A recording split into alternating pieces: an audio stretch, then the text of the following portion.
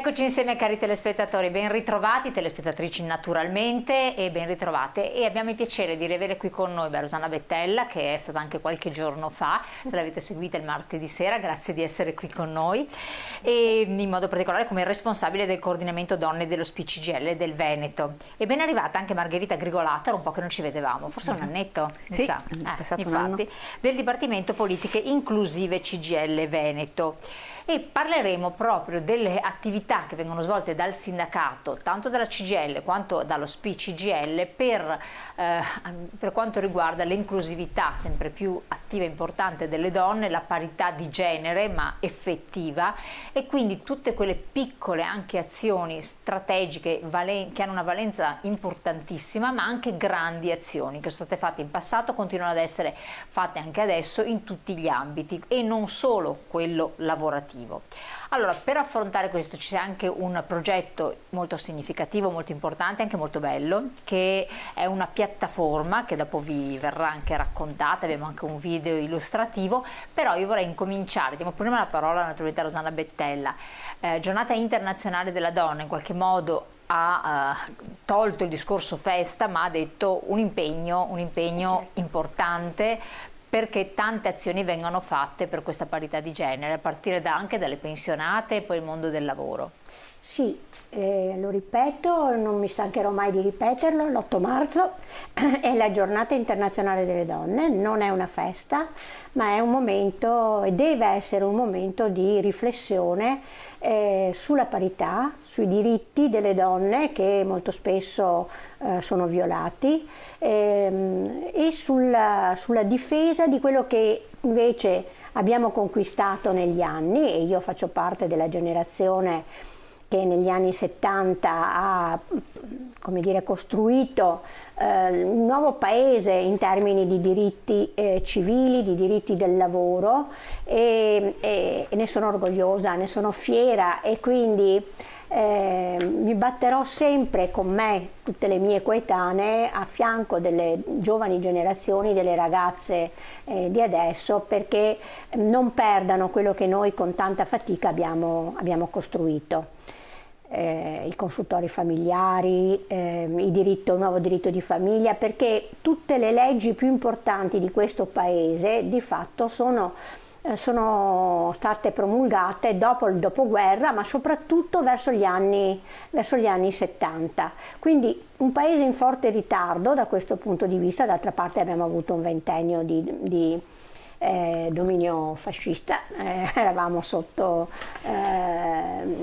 il fascio, e quindi abbiamo perso allora anche quelle piccole conquiste che comunque avevamo fatto ai primi del Novecento, perché comunque c'era già un movimento delle donne già fin da allora, e poi abbiamo dovuto aspettare la fine della seconda guerra perché le donne potessero votare in questo paese, perché potessero avere voce, e questo è stato possibile attraverso la presenza di 21 donne in un'assemblea costituente adesso veramente vado di 500 e rotti uomini, no? E queste 21 donne, di cui tra le altre alcune giovanissime, si sono battute veramente come leonesse, no, per portare a casa i principi più importanti della nostra Carta Costituzionale, della Costituzione, in cui è sancita la parità fra donna e uomo, in cui è sancita la sua parità nella famiglia, nella società, ovunque, e però poi abbiamo dovuto aspettare leggi che declinassero, che traducessero questi principi fondamentali. Abbiamo dovuto aspettare anni, e però non ci siamo mai arrese. E questa battaglia, questa lotta continua. Assolutamente, ma rispetto al contesto europeo, perché poi il sindacato dei pensionati è anche un sindacato internazionale, europeo ovviamente, con delle basi un po' in tanti altri paesi, la situazione è stata migliore? Rispetto alle pensioni? No, rispetto alle pensioni. No, rispetto alle donne, allora diciamo che nei paesi del nord Europa abbiamo molta più certi diritti sono stati conquistati molto prima che da noi, in termini di parità, neanche da mettere in confronto, insomma. Noi facciamo parte del blocco, diciamo, del Mediterraneo, no? Dei paesi del sud, che è ancora molto ancorato anche a una visione della famiglia, una visione della donna dal punto di vista culturale arretrata. Per cui davvero ancora adesso, nel 2023, ci sentiamo dire delle cose che non stanno né in cielo né in terra. Insomma, c'è chi vorrebbe davvero ricacciare le donne dentro le case, sotto il dominio del maschio, del marito, no? O del padre, e così togliendo tutti quei diritti che abbiamo conquistato fino adesso. Per fortuna, e lo dico per fortuna, è una frangia minoritaria. E sempre di più la voce delle donne invece si fa sentire con forza, e anche in questa settimana dell'8 marzo ci sono e fino alla fine del mese varie iniziative proprio per contrastare questi attacchi. Ricordo, già domani c'è un presidio a Padova alle 11 in difesa della legge 194, che è la legge sull'aborto, no? Quindi sul diritto dell'autodeterminazione della donna, in questa scelta che non è una scelta semplice, non è una scelta facile, ma è sempre una scelta drammatica. Infatti vediamo anche delle slide quindi domani un presidio, ma poi ci saranno anche altre iniziative, ci sono incontri sui consultori familiari durante questo mese nei vari territori, a Venezia, a Vicenza, a Verona, insomma un po' dappertutto. È davvero per quanto riguarda la nostra organizzazione, sia come SPI che come CGIL, tantissime iniziative. Proprio per ricordare le lotte che abbiamo dovuto fare per avere certi diritti e per rafforzare la solidarietà fra le donne nel difenderli questi diritti. Poi chiaramente vorremmo che i maschi fossero al nostro fianco. Solidari. Ecco, Margherita Grigolato. E in questo 8 marzo... Tanto io chiedo della regia se ci mettono in onda le slide, prego. E in questo 8 marzo...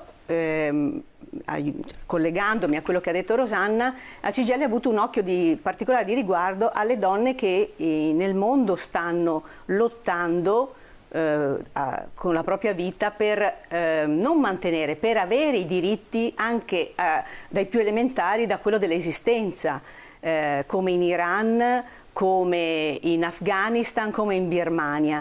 Tanto è vero che le iniziative che noi chiamiamo 8 marzo e dintorni hanno anche questa attenzione, e cioè noi sosteniamo la lotta di queste donne che quei diritti ancora non hanno, mentre noi, come diceva Rosanna, abbiamo lottato per averli, e adesso invece dobbiamo tentare di mantenerli, perché non è mai, come dire, consolidato quello che si è raggiunti. Assolutamente, anche se poi i contesti contano molto, c'è un contesto più maturo anche a ricevere certe, quelle che possono essere ritenute inizialmente provocazioni, che sono invece legittime rivendicazioni. Certamente. E ci sono contesti che purtroppo maturi non sono.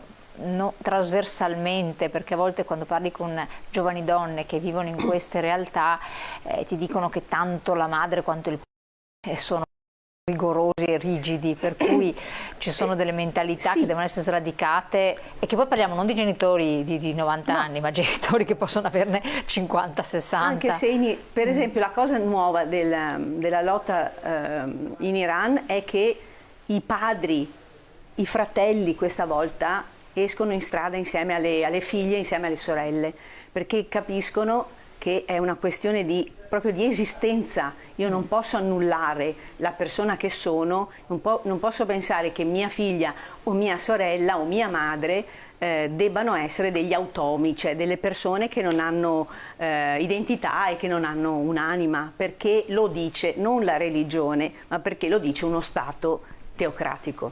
Assolutamente.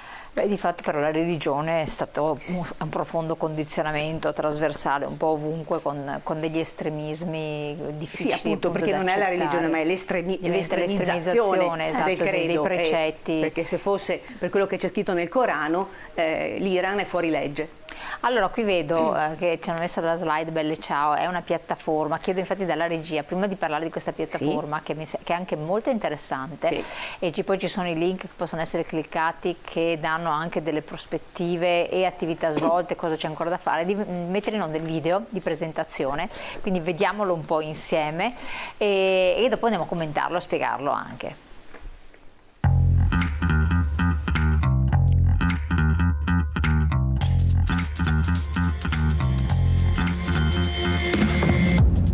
Il movimento delle donne nel nostro paese ha sempre visto la CGIL impegnata e attiva per i diritti di tutte e di ciascuna. 5 anni fa è iniziato un nuovo viaggio, un percorso tracciato da tante donne che hanno deciso di mettersi in cammino, spinte dalla volontà di cambiare lo stato delle cose. Belle Ciao è nata proprio per questo.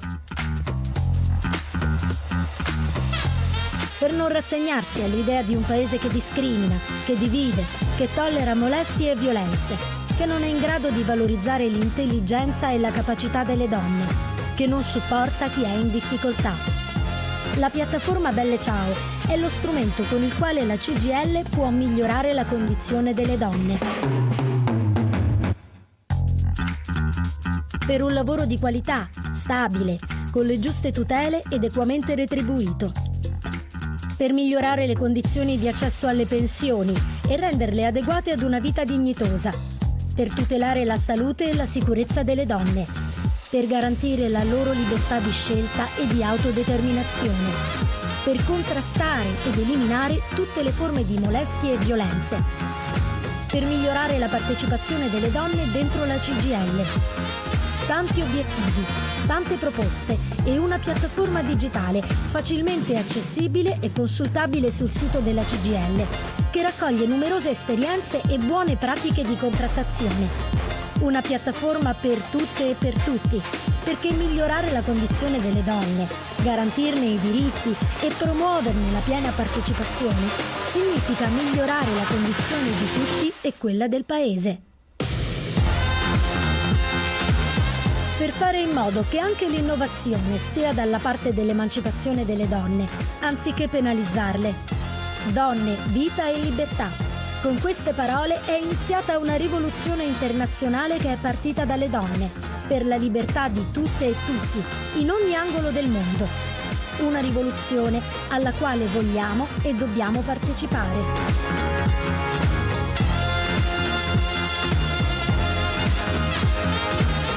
Belle Ciao, protagoniste di una storia nuova. E allora con questa piattaforma, che come dicevo è una piattaforma interessante da scoprire, tra l'altro questo è il video di presentazione, noi andiamo in pubblicità, poi ritorniamo, diamo la parola alle nostre ospiti per raccontarla meglio e per capire quali sono anche le prospettive e quali gli scogli ovviamente da superare.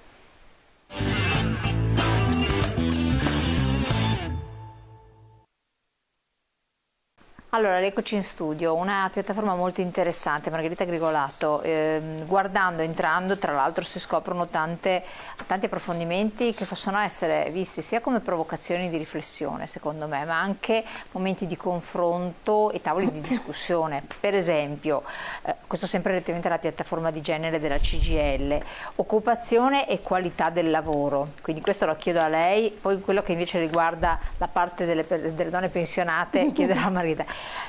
Analisi della situazione, qual è la situazione occupazionale e la qualità del lavoro che viene offerta alle donne? Siamo ancora un po' indietro. Allora, su 23 milioni di occupati in Italia, le donne sono sotto i 10 milioni.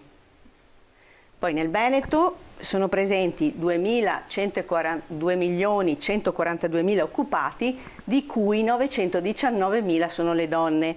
Quindi il tasso di occupazione in Veneto è un po' più alto, siamo al 58, un po' meno del 58% rispetto alla media nazionale di cui si è oggettivamente sotto.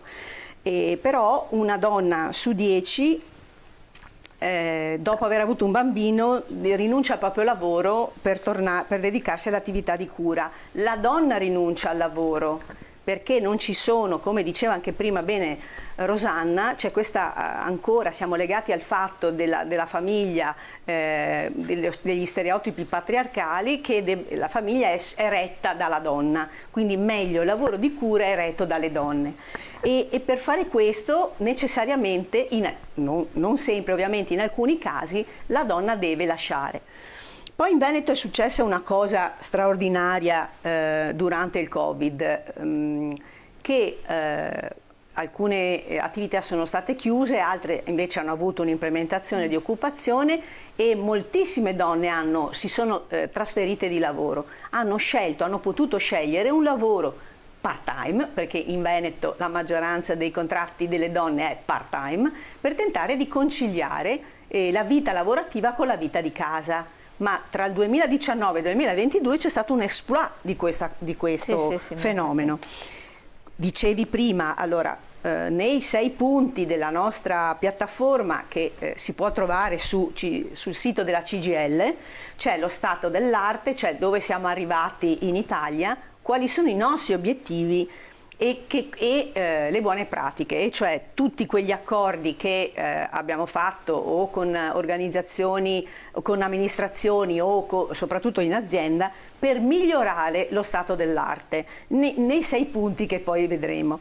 Quindi sulla questione occupazione noi vorremmo che ci fosse, chiediamo al governo un piano strategico straordinario per l'occupazione femminile, cioè tutte quelle azioni che possono migliorare la presenza delle donne nel lavoro e che migliorerebbe la società moltissimo, perché più donne lavorano, più servizi si aprono, più altra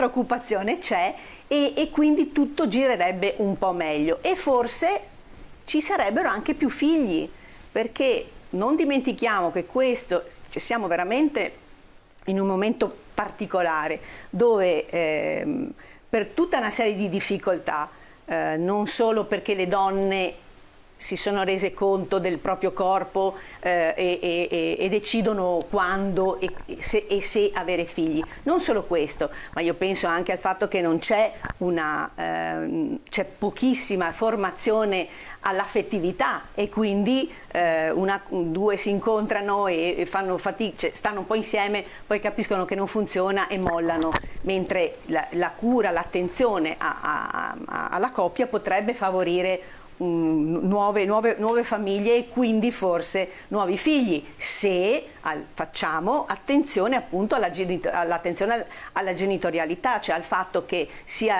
la madre che il padre siano favoriti nell'avere dei figli, ed ecco per esempio maggiori mesi per il congedo parentale.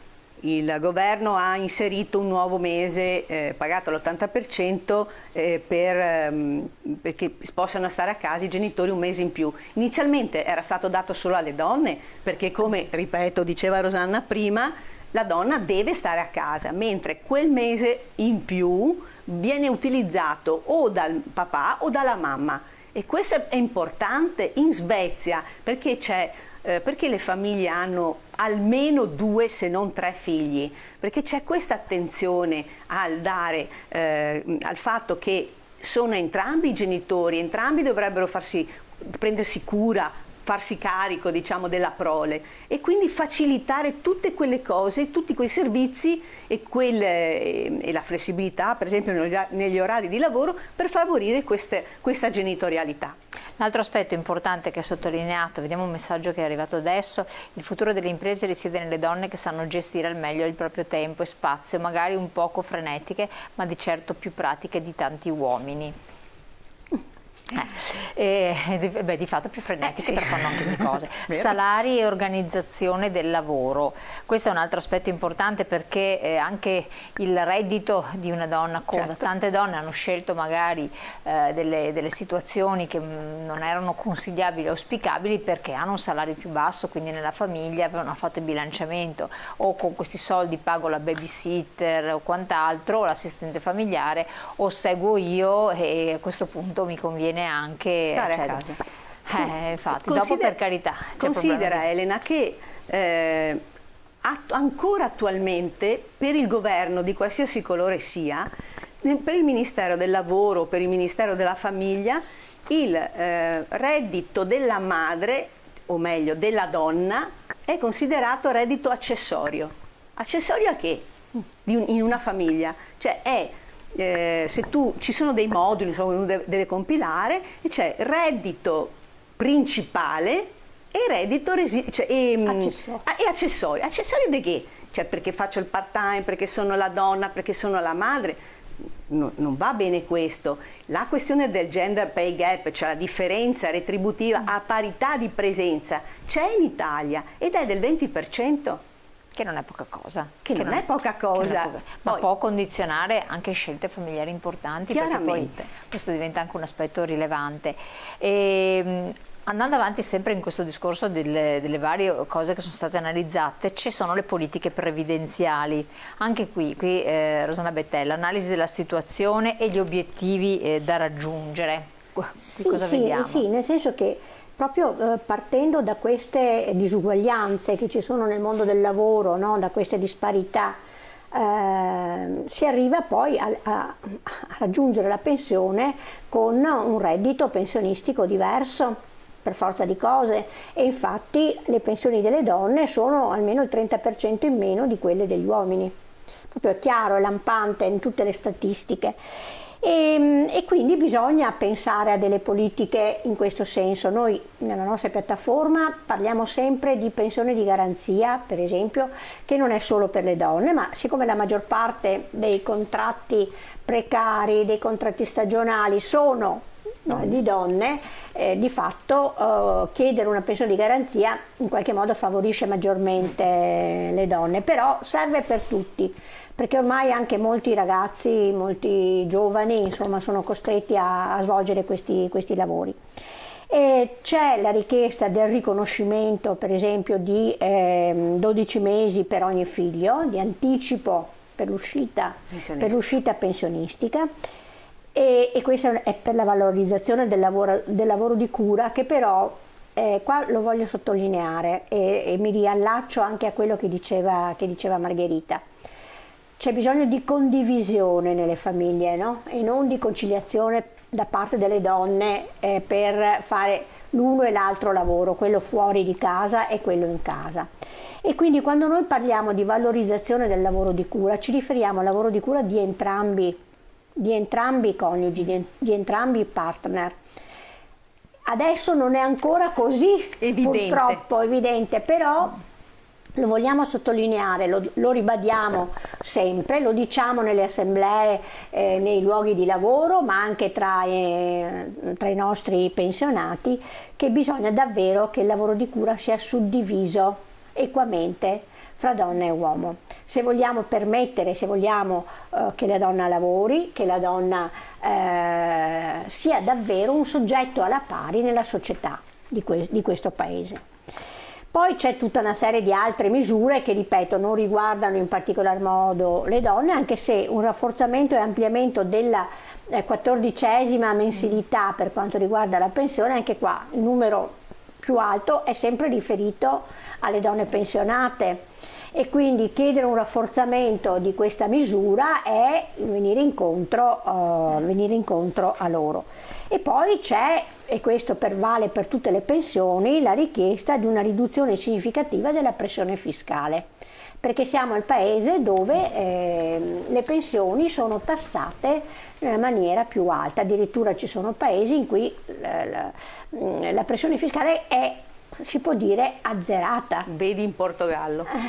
Sì, infatti poi diciamo che questi paesi cercano di attirare, no, i pensionati per crescere da un punto di vista produttivo, e però noi non riusciamo, come non riusciamo a trattenere i giovani che vanno all'estero, fra un po' non riusciamo neanche più a trattenere i pensionati che restino qua da noi. Però poveretti, no? Giustamente un pensionato che vede che spende magari meno per vivere, magari c'è un clima più compatibile con le proprie esigenze, e quindi la pensione ha un valore superiore, Bisogna ammettere che insomma, come un ragazzo che guadagna di più all'estero fa la sua bella esperienza. Ma vuol dire che questo paese fra un po' è deserto, vogliamo creare un deserto, insomma, no? Si è calcolato che entro il 2050 l'Italia ci saranno 5 milioni di residenti in meno. Quindi, e nonostante la cosiddetta valanga dei migranti, che valanga non è, perché noi avremo bisogno di loro per tentare di colmare il gap delle culle deserte. Se pensiamo che solo 50 anni fa esisteva ancora il delitto d'onore, possiamo dire che passi avanti sulla parità di genere sono stati fatti, ma che ancora tanta strada è da fare. Vero? Assolutamente sì. Qualità della vita, salute e sicurezza, analisi della situazione, Margherita Grigolato. Allora, questo è un altro punto. È un altro punto, uno dei più importanti, perché facciamo l'esempio della medicina. La medicina è sempre stata valutata e considerata come standard maschile.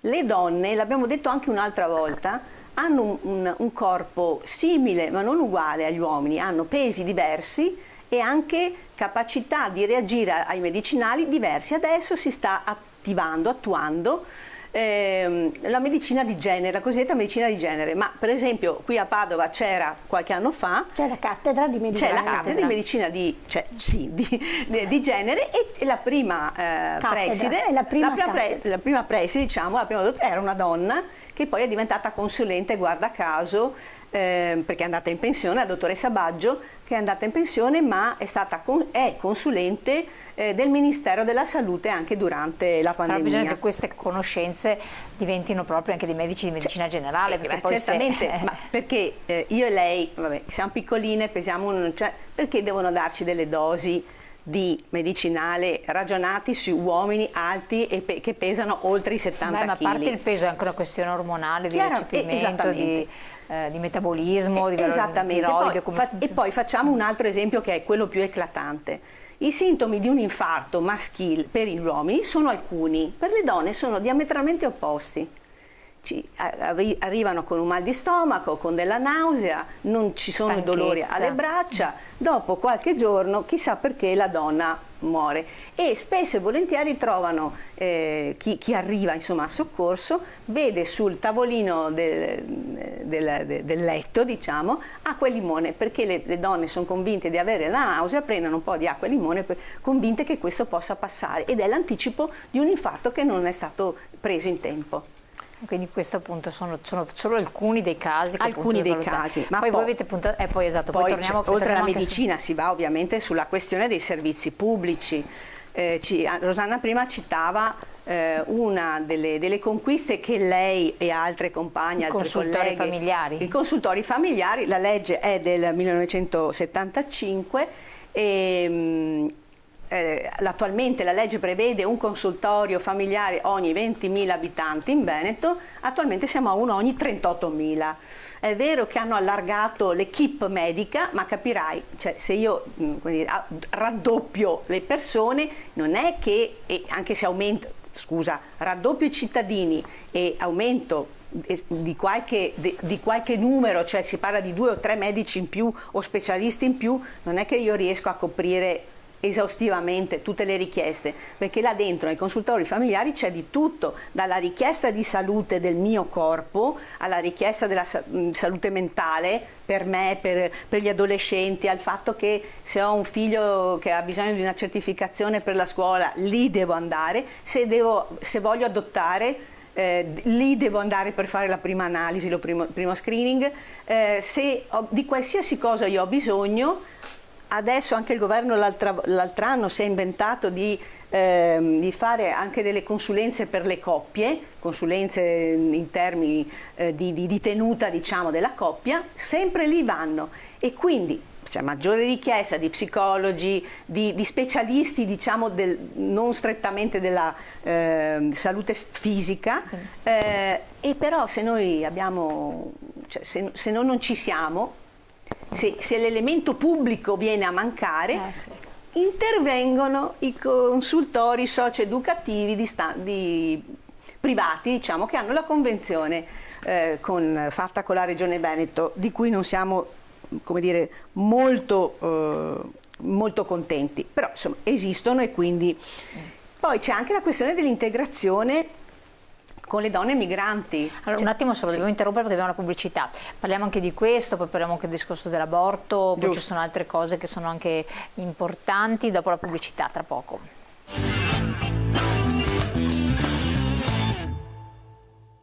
Allora, abbiamo accennato sempre naturalmente per quanto riguarda questo aspetto che è molto importante, qualità della vita, salute e sicurezza delle donne. Ci sono importanti ruoli pubblici, istituzionali, per i quali voi vi siete anche battute, abbiamo parlato del consultorio, ma non soltanto. Non soltanto. Se pensiamo che solo 50 anni fa esisteva, no, questo l'abbiamo già visto. Ecco, che cosa, non l'abbiamo letto prima il messaggio. Vediamo un altro, ecco, l'uomo misogino è il vero danno in questa società maschilista, andrebbero individuati e rieducati. Quello che accennavo prima magari Rosanna Bettella.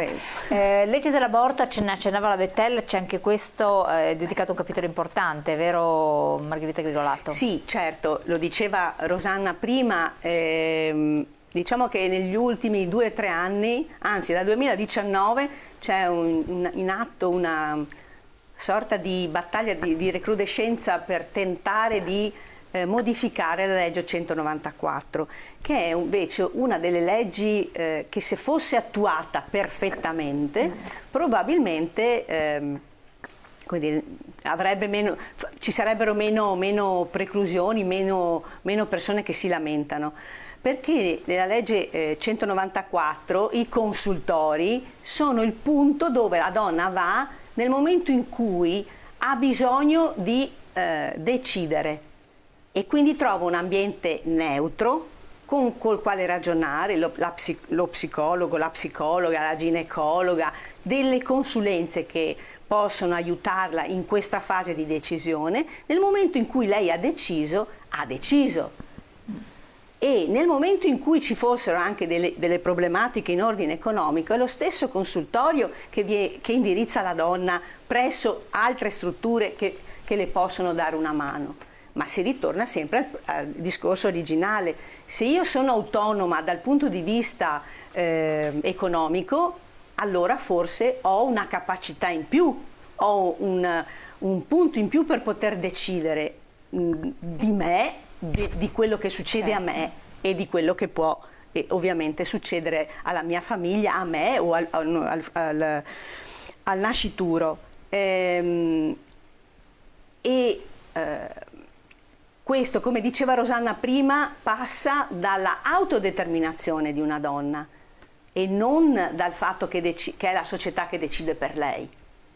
Quindi anche un fattore culturale, educativo, un percorso anche di maturazione, di crescita, magari nelle persone più giovani, nelle donne più giovani c'è. E lei accennava prima della pubblicità alle donne straniere, lì sono anche fattori culturali diversi. Esatto, e noi chiediamo che ci siano maggiori presenze delle figure di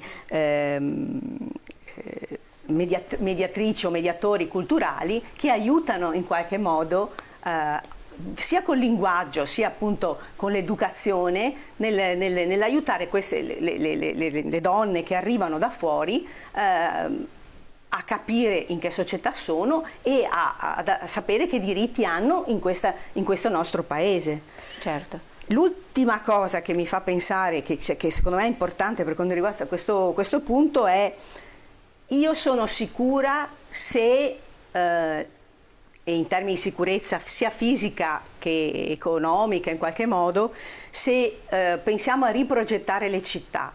Le città, quelle grandi, sono state progettate da uomini che prevedevano una parte della città come punto economico e una parte della città come residenza. Tra l'andare e il venire, prendiamo Milano, tra l'andare e il venire, allora è una città ideata per uomini che iniziano a lavorare alle 9 e terminano alle 17, quindi tutti i percorsi in andata e uscita dal lavoro hanno una certa periodicità, i trasporti eccetera. A me uomo che vado al lavoro mi interessa poco se ho la scuola attaccata al lavoro e se ho un supermercato attaccato al lavoro, ma se io sono una donna che lavora e necessariamente ho figli, li devo portare a scuola, se il ridisegno della città vuol dire che io dovrei trovare più o meno a distanza di 15 minuti a piedi tutto ciò di cui ho bisogno, distretto, la scuola, il supermercato e altri servizi, e quel lavoro che può essere fatto in coworking oppure un lavoro che io posso avere come smart, lavoro agile diciamo da casa, anche in coabitazione con altre persone. Questo, secondo me, secondo la CGIL, aiuterebbe maggiormente la genitorialità, la famiglia, le persone. Questo all'estero, in alcuni paesi viene Sì. fatto. Contrasto alle molestie e alla violenza, Rosanna Bettella, questo è un altro capitolo che viene analizzato. Quali sono gli obiettivi anche qua da raggiungere? Favorire naturalmente dei percorsi, promuovere degli accordi territoriali, però che cos'altro? Cosa chiedete? Sì, diciamo che il contrasto alle molestie e alla violenza è uno di quei temi emergenziali, no? Proprio ho visto in questi giorni rispetto all'8 marzo sottolineare più che la giornata di riflessione, come dicevo io all'inizio, il tema dei femminicidi e della violenza, quando è un tema che normalmente si discute, si dibatte intorno al 25 di novembre. Però parlarne anche in questo periodo significa che davvero sta diventando un tema che tocca, no? Che quindi richiede un'attenzione e una riflessione costante. Non è che i femminicidi siano in aumento, ma sono sempre più, io dico, efferati, e in più sempre più si accende il riflettore su questi episodi, e quindi aumenta la percezione e quindi anche la voglia e le decisioni di contrastarlo. E quindi bisogna assolutamente, e questo lo chiediamo noi in questa nostra piattaforma, che ci sia davvero un impegno, per esempio, soprattutto con percorsi di formazione nella scuola, rispetto della differenza, dell'affettività, lavorare sull'affettività, perché poi è da quando si è bambini, no? Sì. che si ricevono le impronte per quello che sarai quando sarai adulto. Quindi tutto il lavoro di prevenzione va fatto il prima possibile, e quindi anche noi siamo disponibili e lo facciamo, e in molte scuole anche entriamo proprio per portare la nostra visione, per anche raccontare per esempio le nostre battaglie, come dicevo prima, negli anni 70, e far capire l'importanza di preservare certi diritti e di difenderli. Lo facciamo poi anche attraverso la contrattazione territoriale con i comuni, con le ULS, perché davvero è importante che non si spenga mai l'attenzione su questo fenomeno della violenza, perché le violenze, a parte il femminicidio che è la parte più eclatante, avvengono fra le mura domestiche e in maniera assolutamente nascosta. Molto spesso le donne non denunciano, fanno fatica a denunciare, perché pensano di essere addirittura colpevoli. Pensano che se il partner le maltratta, se il partner le attacca verbalmente, abbia ragione, perché vuol dire che non ho fatto bene quello che dovevo fare, non mi sono comportata adeguatamente. E quindi anche qua tanto lavoro ancora da fare, no? con le donne, e secondo me è da sottolineare, come diceva anche Margherita, fare un lavoro con le donne migrate che provengono da culture diverse, da culture ancora fortemente patriarcali rispetto alla nostra, anche se appunto lo diciamo, qua c'è ancora del patriarcato da abbattere, però insomma in altri paesi, appunto l'Iran e l'Afghanistan e tutti questi paesi da dove arrivano le donne e gli uomini immigrati, la donna è una figura assolutamente di secondo ordine, e su cui si può fare di tutto e di più. E quindi davvero diventa fondamentale parlarne, far sì che crescano sportelli di aiuto, i centri antiviolenza e i consultori familiari che davvero possano svolgere il compito per cui sono sorti. Certo. E mettano in pratica le linee guida. È da anni che suggerisco al mio medico di diversificare le terapie fra uomini e donne, ma lui dice che poco influisce il genere, che dire. Non è così. Questa è, vabbè, sperare sulla Croce Rossa, perché c'è un problema abbastanza grosso di medicina sì. generale, assolutamente. Sì.